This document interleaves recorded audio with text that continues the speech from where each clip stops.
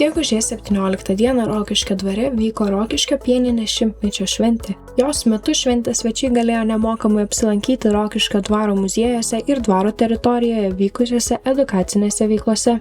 Tradicijos skaičiuoja 100 metų, nes Rokiškyje 1925 metais buvo atidaryta pirmoji pieninė, Rokiškio dvaro pieninė, ir prasidėjo būtent šita pieno perdirbimo kultūros istorija ir tradicija. Rokiškio mieste 1966 metais pradeda veikti Rokiškio sūrio gamykla, kur buvo gaminama įvairiausia pieno produkcija perdirbima, pienas, kefyras, grietinė, sūris, sviestas. Mes kaip muziejus visus tuos faktus, skaičius įvairiausius renkam, kaupiam tam, kad galėtumėm pasakoti. Tai kuo daugiau yra faktų, kuo daugiau yra istorijos, kuo daugiau yra kultūros, kuo daugiau yra tradicijos palikimo, tuo turtingesnis mes kaip muziejus esame.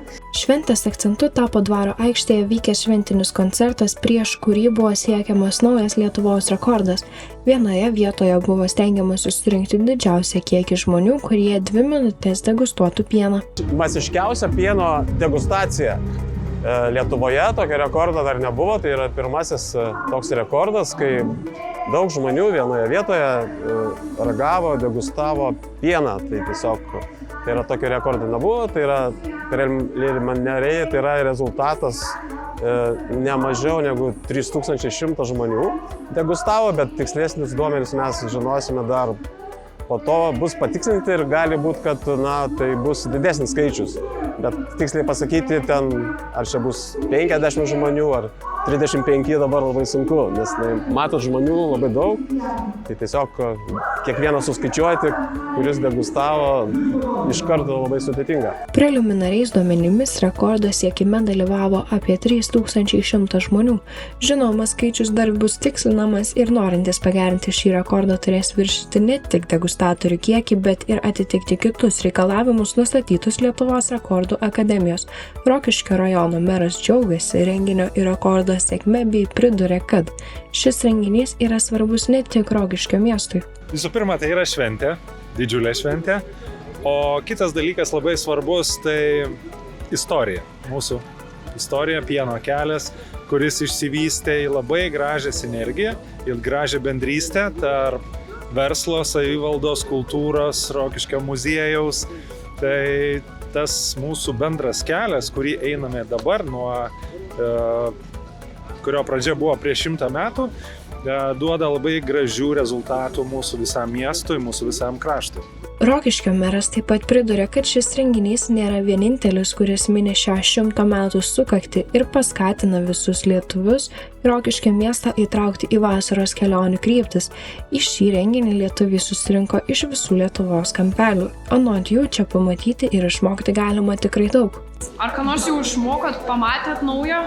Ir pamatėm, ir prisivalgėm, ledų ragavom, ir istoriją sužinojom, ko dar nežinoja, ir apie Nerijaus ledus. Labai malonu matyti pradžią visą ir tikrai įdomu. Ką nors naujo sužinojot?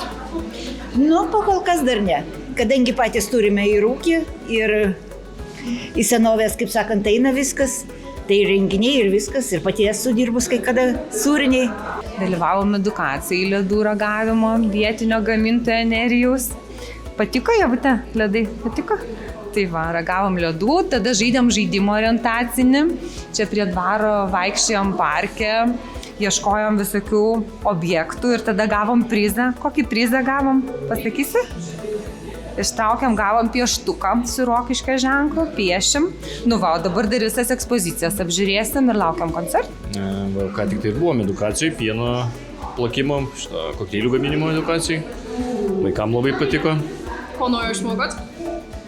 Nieko naujo labai neišmokau, ką jau mokėjau, tą praktiškai pasikartojau kursą. Pakol kas ne. Gal jau amžius toks, kad jau daug ką mokam. Ar pagilinot kurios nors žinias? Dar mes tik atėjom, žinokit, ir pradedam susipažinti su tuo, kas čia rodoma. Tikrai įdomu, kažkas vis nematyta.